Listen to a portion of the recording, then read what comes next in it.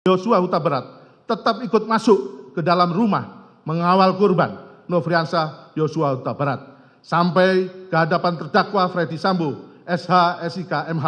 dan saksi Richard Eliezer Budiang Lumiu. Saat itu saksi Kuat Ma'ruf masih membawa pisau di dalam tas selempangnya untuk berjaga-jaga apabila terjadi perlawanan dari korban Nofriansah Yosua Huta Barat.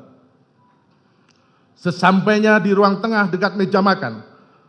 terdakwa Freddy Sambo, SH, SIK bertemu dan berhadapan dengan korban Nofriansah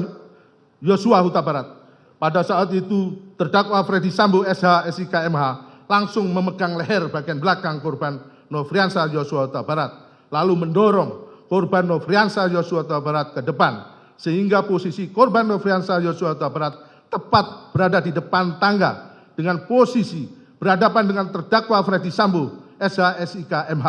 dan saksi Richard Eliezer Budiang Lumiu yang berada di samping kanan terdakwa Freddy Sambo, SH, SIK, MH. Sedangkan posisi saksi Kuat Ma'ruf berada di belakang terdakwa Freddy Sambo, SH, SIK, MH, dan saksi Riki Rizal Wibowo dalam posisi bersiaga untuk melakukan pengamanan bila korban Nofriansah Yosua Huta Barat melakukan perlawanan berada di belakang saksi Richard Eliezer Budiang Lumiu. Sedangkan saksi Putri Chandrawati berada di dalam kamar utama dengan jarak kurang lebih 3 meter dan posisi korban Nofriansah Yosua Huta Barat berdiri. Kemudian terdakwa Freddy Sambo, SH, SIK, MH langsung mengatakan pada korban Nofriansah Yosua Huta Barat dengan perkataan, "Jongkok kamu." Lalu korban Nofriansah Yosua Huta Barat sambil mengangkat kedua tangannya menghadap ke depan sejajar dengan dada sempat mundur sedikit tetap sebagai tanda penyerahan diri dan berkata, "Ada apa ini?" Selanjutnya terdakwa Freddy Sambo, SH, SIK, MH yang sudah mengetahui jika menembak dapat merampas nyawa berteriak dengan suara keras pada saksi Richard Eliezer Budiang Lumiu dengan mengatakan, "Woi, kau tembak, cepat, cepat woi, kau tembak." Seharusnya terdakwa Freddy Sambo, SH, SIK, MH sebagai seorang perwira tinggi di Kepolisian Negara Republik Indonesia berpangkat Inspektur Jenderal yang sudah lama berkecimpung dalam dunia hukum seharusnya bertanya dan memberikan kesempatan pada korban Nofriansah Yosua Huta Barat untuk menjelaskan tentang hal yang terjadi sebagaimana cerita saksi Putri Chandrawati tentang pelecehan yang terjadi di Magelang, dan bukannya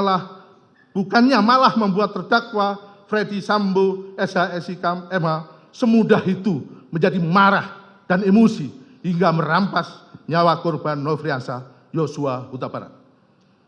Setelah mendengar teriakan Freddy Sambo, SH, SIK, MH, lalu saksi Richard Eliezer Budiang Lumiu sesuai dengan rencana jahat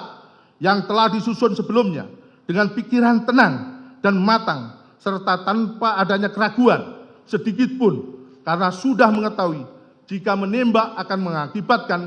dirampasnya nyawa korban Nofriansah Yosua Huta Barat, langsung mengarahkan senjata api Glock 17 nomor seri MPY 851 ke tubuh korban Nofriansah Yosua Huta Barat dan menembakkan senjata api miliknya sebanyak 3 atau 4 kali sehingga korban Nofriansah Yosua Huta Barat terjatuh dan terkapar mengeluarkan banyak darah.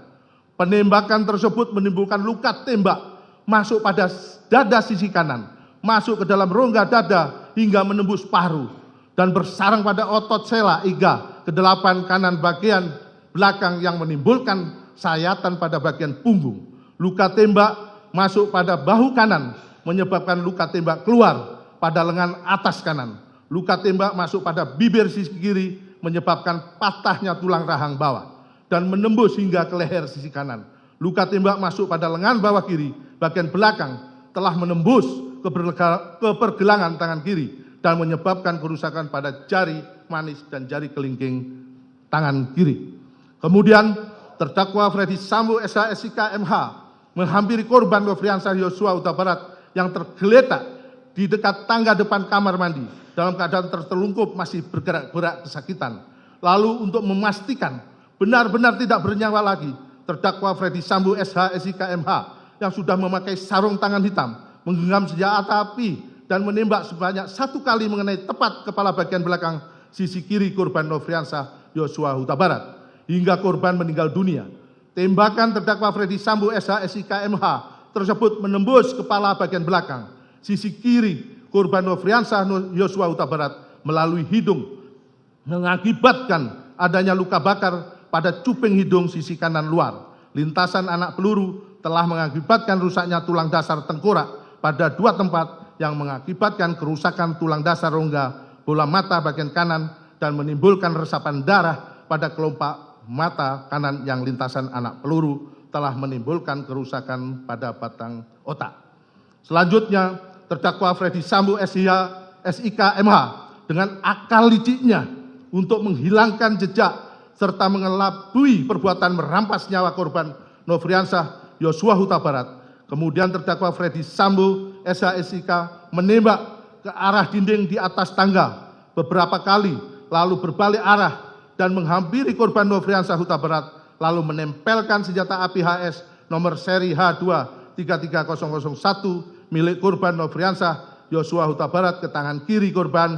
Nofriansah Yosua Huta Barat. Untuk kemudian terdakwa Freddy Sambo SH SIK berbalik arah dan menggunakan tangan kiri korban Nofriansah Yosua Huta Barat untuk menembak ke arah tembok di atas TV. Selanjutnya senjata api HS nomor seri H2 33001 tersebut diletakkan di lantai dekat tangan kiri korban Nofriansah Yosua Huta Barat dengan tujuan seolah-olah telah terjadi tembak-menembak antara saksi Richard Eliezer Budihang Lumiu dengan korban Nofriansah Yosua Huta Barat. Setelah nyawa korban Nofriansah Yosua Huta Barat berhasil dirampas sehingga korban meninggal dunia, sekira pukul 17.16 WIB, terdakwa Freddy Sambo SH SIK MH keluar rumah melalui pintu dapur menuju garasi, dan saat itu terdakwa Freddy Sambo SH SIK MH bertemu dengan saksi Azan Romel yang berlari ke dalam rumah sambil memegang senjata api karena terkejut mendengar suara tembakan. Lalu secara spontan menodongkan senjata apinya ke arah terdakwa Freddy Sambo SH SIK MH.